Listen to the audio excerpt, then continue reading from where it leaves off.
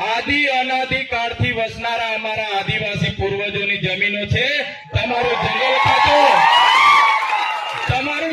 ખાતું 1927 માં બન્યું અને તમે જો આ વિસ્તારમાં અભયારણ્ય લાવીને અમારા લોકોને વિસ્થાપિત કરવાની વાત કરશો તો તે દિવસે તમારું જંગલ ખાતું પણ અહીંયા ઊભું નહીં રહેવા દઈએ। અમે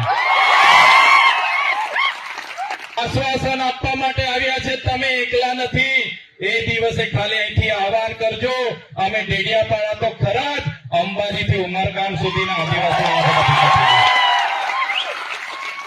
આજે પૂરા દેશમાં 1,40,00,000 આદિવાસીઓ આજે ભટકે છે જુદા જુદા પ્રોજેક્ટોના નામે।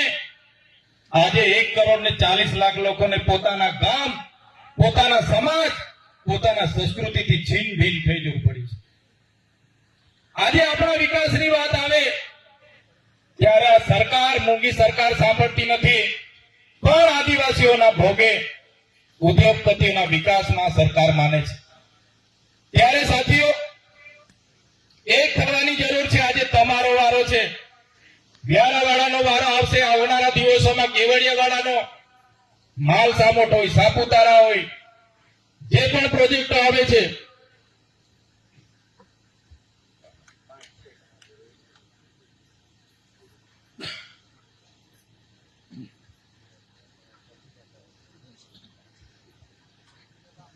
કહેવાનો મતલબ દેશમાં આજે આપણે 8% છે, ગુજરાતમાં આપણે આજે 15% છે, પણ આદિવાસી આજે ધર્મ સંપ્રદાય હોય, પાર્ટી હોય, સંગઠનો હોય, બધામાં વેચાયેલો છે, એક નથી થતો। ઘણીવાર એવું થાય છે કે આજે સોનગઢવાળાનો વારો છે, એ લોકો એમના પર આવશે, એ લોકો જાણે, આપણે નથી જોવું।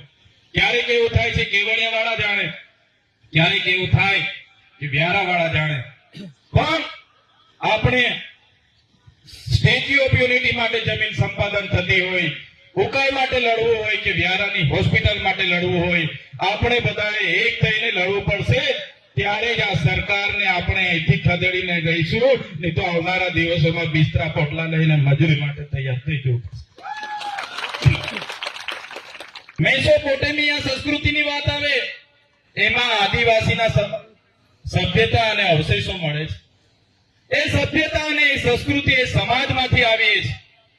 ત્યારે જે લોકો આ વિસ્તારમાં અભયારણ્ય લઈને આવ્યા છે, જે લોકો આ વિસ્તારમાં સોલાર પ્રોજેક્ટ લઈને આવ્યા છે, ત્યારે અભયારણ્ય લાવનારા એ જંગલ ખાતા વાળાને પણ હું કહેવા માંગુ છું, આ જમીનો આદિ અનાદિ કાળથી વસનારા અમારા આદિવાસી પૂર્વજોની જમીનો છે।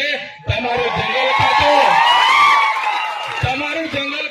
1927 માં બન્યું અને તમે જો આ વિસ્તારમાં અભયારણ્ય લાવીને અમારા લોકોને વિસ્થાપિત કરવાની વાત કરશો તો તે દિવસે તમારું જંગલ ખાતું પણ અહીંયા ઊભું નહીં રહેવા દઈએ। અમે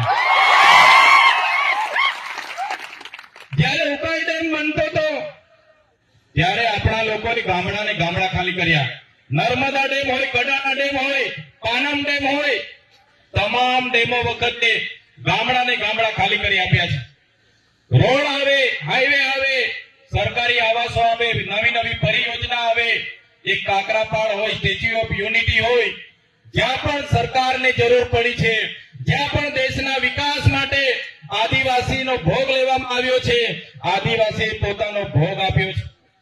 ત્યારે આજે સોલાર પ્રોજેક્ટના નામે જે આપણો આદિવાસી ત્યાં પોતાનું જીવન ધોરણ જીવે છે, એ માછલી પકડવાની પ્રવૃત્તિ એ સહકારી મંડળીઓ પર જયારે તરાપ મારવાની વાત આવે ત્યારે તમને અમે આશ્વાસન આપવા માટે આવ્યા છે, તમે એકલા નથી। એ દિવસે ખાલી અહીંથી આહવાન કરજો, અમે ડેડિયાપાડા તો ખરા જ, અંબાજીથી ઉમરગામ સુધીના આદિવાસીઓ